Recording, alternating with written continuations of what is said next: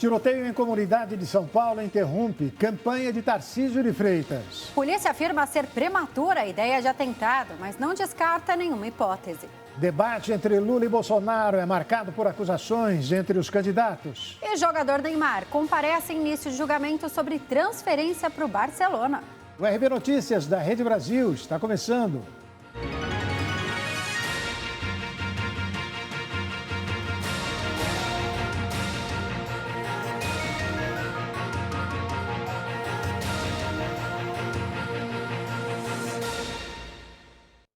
A agenda do candidato ao governo de São Paulo, Tarcísio de Freitas, foi interrompida por tiroteios na manhã de hoje em Paraisópolis. O candidato deixou o local às pressas em uma van blindada e escoltado por seguranças. Segundo a polícia, um homem com 2 passagens por roubo foi morto no tiroteio. Tarcísio de Freitas, candidato pelo Partido Republicanos a governador de São Paulo, estava visitando a comunidade para a inauguração do primeiro polo universitário de Paraisópolis, na Zona Sul. Uma parceria entre o Centro Universitário Ítalo-Brasileiro e a Casa Belezinha Brasil. Quando começou o tiroteio, o candidato estava no 3º andar do prédio. As pessoas que estavam no local, incluindo Tarcísio e os jornalistas, foram orientadas a se agachar e se afastar das janelas. Tiroteio, mano, tiroteio. Olha lá em cima. Lá em cima, lá.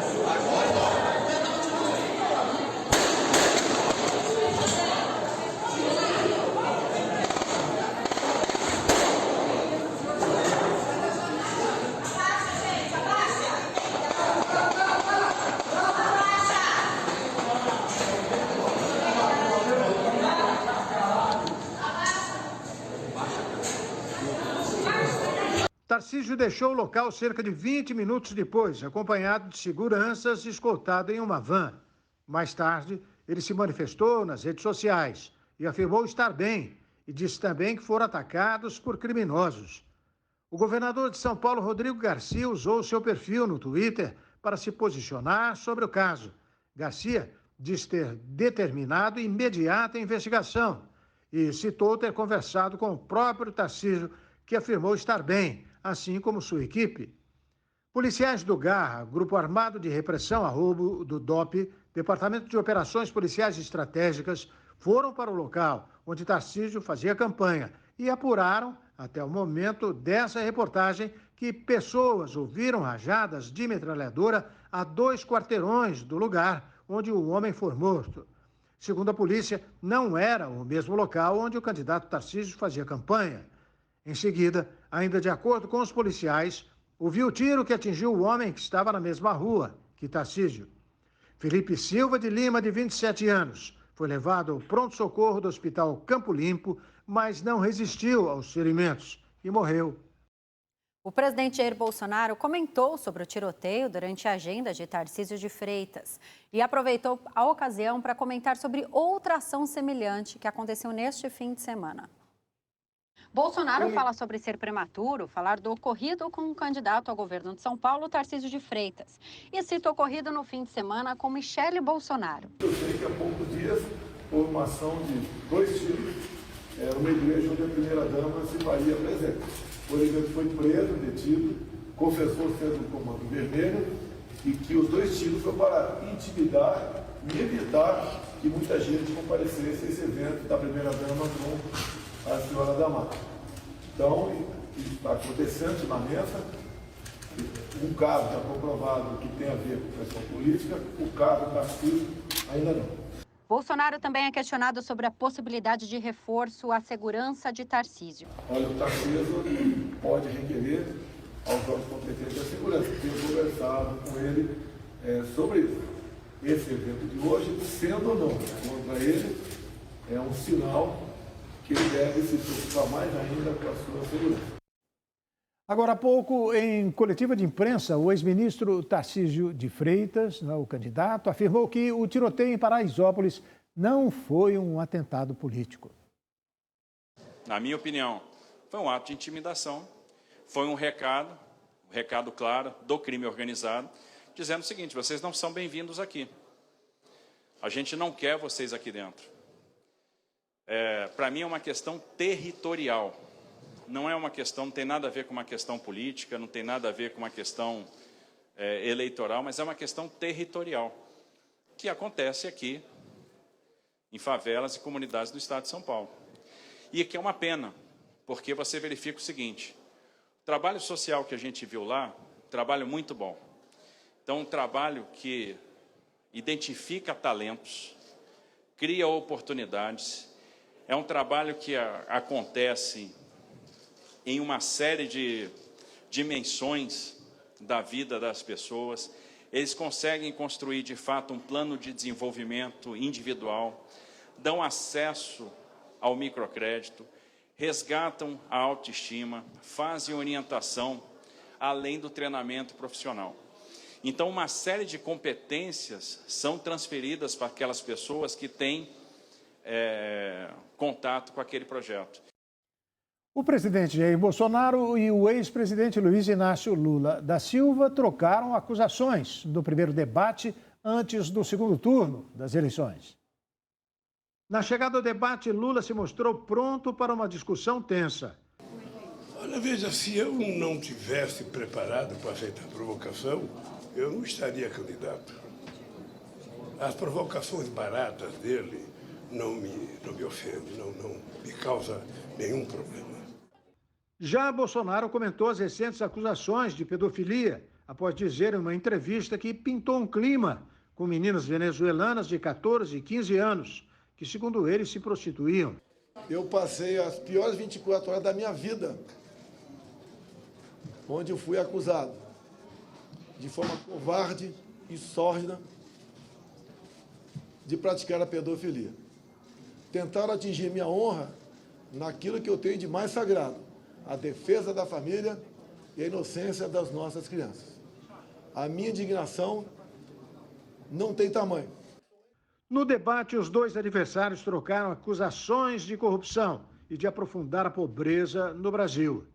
Ao longo de quase 2 horas, faltou a apresentação de propostas para o país nos próximos 4 anos. O presidente Jair Bolsonaro e o ex-presidente Luiz Inácio Lula da Silva participaram, então, do primeiro debate presidencial do segundo turno, organizado pelo Grupo Bandeirantes, Folha de São Paulo, UOL, TV Cultura e CNN.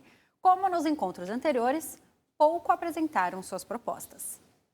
De um lado, o ex-presidente Luiz Inácio Lula da Silva buscou desgastar o adversário com questionamentos sobre políticas públicas na área da educação. Quando eu governei de 2003 a 2010, nós fizemos a maior política de inclusão social que a história desse país conheceu. Nós geramos 22 milhões de empregos, nós aumentamos o salário mínimo, nós fomos o governo que mais fez universidade e escola técnica nesse país. E por isso, eu até gostaria de fazer uma pergunta para o candidato, o meu adversário. Quantas universidades, quantas escolas técnicas o senhor fez como presidente da República? Primeiramente, o senhor Lula confunde auxílio emergencial com Auxílio Brasil. O auxílio emergencial de R$600. Lula também questionou a postura adotada por Bolsonaro no combate à pandemia de Covid-19. Por que houve tanta demora para se comprar vacina? O senhor não se sente responsável? O senhor não carrega nas costas um pouco do sofrimento dos brasileiros de ser responsável, pelo menos, por 400 mil mortes nesse país? Primeiramente, senhor Lula, falo que eu atrasei a vacina em 2020. Não existia vacina à venda em 2020. A primeira vacina no mundo foi aplicada em dezembro de 2020. Em janeiro do ano seguinte, um mês depois, o Brasil começou a vacinar.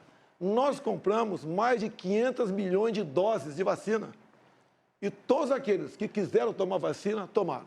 Já o presidente Jair Bolsonaro concentrou seus esforços em atacar Lula pelo flanco da corrupção, uma estratégia adotada pelo candidato já desde antes do primeiro turno.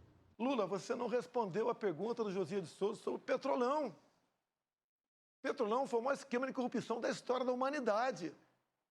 O endividamento da Petrobras, com desvio de recursos, com compra de refinarias como Passadina, com o começo da construção de 3 refinarias, uma no Maranhão, outra no Pernambuco, outra no Rio de Janeiro. Não concluiu nenhuma, só ali se enterrou 90 bilhões de reais. Dinheiro, Lula, que você enfiou no ralo e grande parte dividiu com seus amigos. Muitos devolveram centenas de milhões de reais. Lula, a Petrobras se endividou em 900 bilhões de reais. Isso equivale a você fazer 60 vezes a transposição de São Francisco. Lula, responda sobre o Petrolão. Eu vou responder sobre a Petrobras e vou dizer uma coisa para você. A Petrobras tinha uma dívida de 300 milhões e essa dívida foi feita porque a Petrobras precisava tirar o pré-sal de 7 mil metros de profundidade que vocês não acreditavam. E muita gente nesse país dizia que era impossível tirar o petróleo de 7 mil metros de profundidade. O presidente também contou com o reforço do ex-juiz Sérgio Moro, com quem reatou recentemente. Orientada pelo ex-juiz, Bolsonaro focou em ligar a imagem do adversário a organizações criminosas como o PCC. Seu Lula, amizade com o bandido. Eu conheço o Rio de Janeiro. O senhor esteve atualmente no Complexo do Salgueiro. Não tinha nenhum policial ao seu lado, só traficante. Tanto é verdade a sua afinidade com traficantes, com bandidos, que nos presídios do Brasil, cada 5 votos, o senhor teve 4 votos. E quando a gente volta para o Marcola foi flagrado. Teve ligação telefônica grampeado. E ele diz ali, chama o senhor de um palavrão, que eu não vou falar aqui, e diz que prefere o senhor do que a mim. Essa é a verdade. Fazer presídio e deixar os amigos soltos em outro presídio comandando o crime, isso é um crime, seu Lula. Sabe o que eu tenho orgulho? É que eu sou o único candidato a presidente da República que tem coragem de entrar numa favela. Em instantes, a análise de Ney Gonçalves Dias sobre o primeiro debate deste segundo turno entre os candidatos ao Planalto. Em mais um dia de campanha, Lula participa de caminhada em São Paulo e Jair Bolsonaro recebe apoio de cantores sertanejos em Brasília. Logo depois do intervalo, nós voltamos já.